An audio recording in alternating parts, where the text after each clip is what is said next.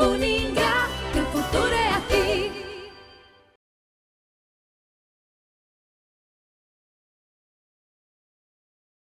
Olá, professora Denisa. Mais um encontro na nossa aula de controladoria. Nossa aula de hoje será sobre custos e contabilidade gerencial como ferramentas da controladoria. Como nós já vimos nas aulas anteriores, né, então a contabilidade ela tem várias ramificações, mais de 22 ramificações dentro das ciências contábeis, né? Dentre elas a contabilidade de custo. Para o profissional da administração, nós temos a gestão de custos, né? Então, elas são muito parecidas, né? Então, por que a gente trata dentro da controladoria como contabilidade de custos? Porque nós precisamos seguir os padrões internacionais da contabilidade, normas brasileiras que atendem a questão de como reconhecer os custos de produção comerciais dentro de uma empresa para estabelecer o preço de vendas.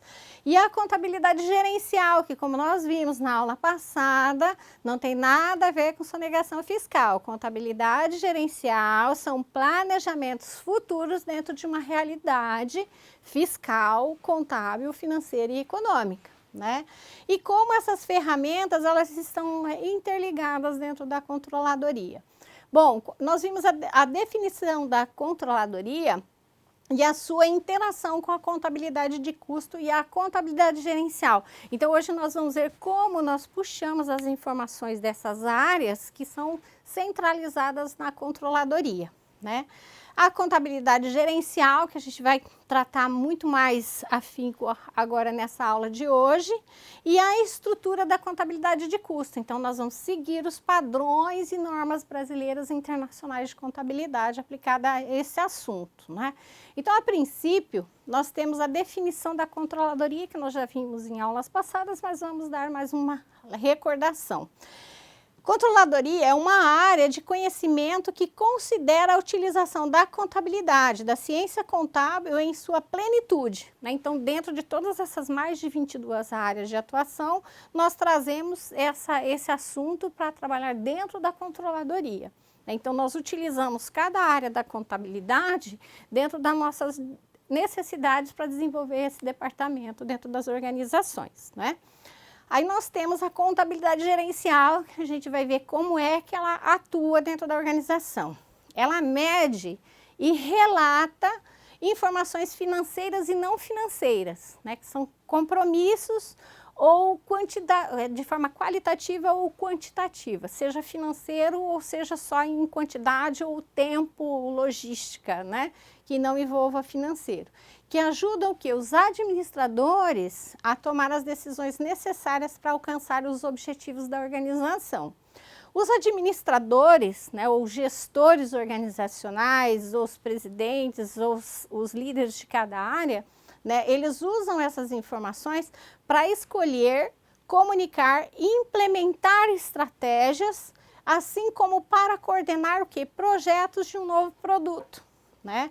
A produção de decisões comerciais também, né? Se eu vou atuar em um determinado mercado ou não, se eu vou vender para um determinado estado ou não, né? Então, são vários itens, né, várias situações que nós temos que planejar antes de decidir onde nós vamos atuar comercialmente, né? Porque envolve a contabilidade tributária. Então, se eu vou vender um produto do estado do Paraná para o Nordeste, para o Amazonas, cada estado, a regulamentação tributária, ela é diferenciada, o ICMS é diferenciado em cada estado. Então, eu preciso de um estudo prévio, porque esse impacto do ICMS também vai impactar no valor do frete para essas regiões, né?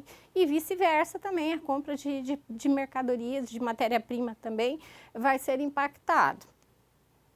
A contabilidade de custo, por sua vez, né, então ela trata dos custos de produção, né, ou de serviço, né, então muito pouco se fala do custo de serviço, né, mas quando eu sou um prestador de serviço, eu tenho que reconhecer dentro da minha estrutura contábil financeira quais são os custos para que eu realize aquela atividade. Então, enquanto consultor, eu vou ter o quê? Quais custos? Porque se o meu intelecto é o meu objeto principal, né? O meu produto à venda, né? Então eu vou vender o meu serviço, mas o que eu tenho de gastos para que o meu serviço seja realizado com eficácia, né? Então o objetivo principal dessa contabilidade é o quê? Gerar informações úteis para tomada de decisão. E também, segundo Ferreira, conhecer a contabilidade de custos é fundamental para adicionar valor às organizações. Valor em relação aos produtos e à própria marca, né? Então, nós temos vários produtos, né, que por si só o valor não seria tão quantitativo. Mas o valor da marca agregado a esse produto é o que vai ser o quê? O carro-chefe na questão financeira dessas organizações. Então, se eu vender uma calça de marca, né, de destaque, eu vou ter um preço muito maior, mas é utilizado o mesmo tecido, a mesma quantidade de mão de obra e o mesmo tempo de industrialização para o mesmo produto para uma marca inferior, né? Então, como eu agrego valor à minha organização? A estrutura da contabilidade de custos. Então, vamos ver como isso se dá na prática. Então, qual que é o principal objetivo da contabilidade de custo? Quais são os tipos de custos existentes na empresa? Então, nós vamos ver a terminologia básica para esses custos, né? Base, né, ele escreveu, né, em 2015, ele deu a definição, os seguintes conceitos em relação à terminologia básica, né? Nós temos o gasto, que é o compromisso assumido de pagar alguma coisa, eu gastei alguma coisa. Desembolso, então eu tive um gasto, eu vou desembolsar um recurso financeiro para pagar esse gasto, né? Então é errado, né, eu considerar gasto e desembolso como a mesma coisa. São coisas distintas, né, que elas se complementam. Investimento é quando eu tenho um desembolso ou um gasto para adquirir bens de investimento, né? Seja bens móveis, imóveis, né? Ou aplicações financeiras ou investimentos em patrimônio e em capital de outras companhias, né? O que é custo, o que é despesa, perda e desperdício, né? Então a gente vai ver detalhadamente cada terminologia dessa. Né? Então, a estrutura da contabilidade de custo, né, nós temos aqui, é importante entender que os gastos relacionados à empresa. Então, vamos entender quais são esses gastos.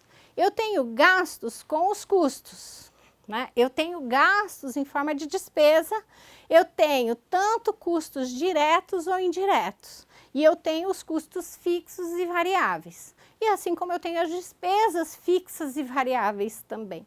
Mas para efeito de formação de vendas, né, do preço de vendas, os custos eles têm um impacto maior, né? Então a gente vai ver isso como que se dá, né? Então os custos diretos, o que são esses custos diretos, né? É o que vai diretamente a um produto, né? Então se eu estou confeccionando uma roupa, qual que é o produto principal? A matéria-prima, né? Então isso é custo, né?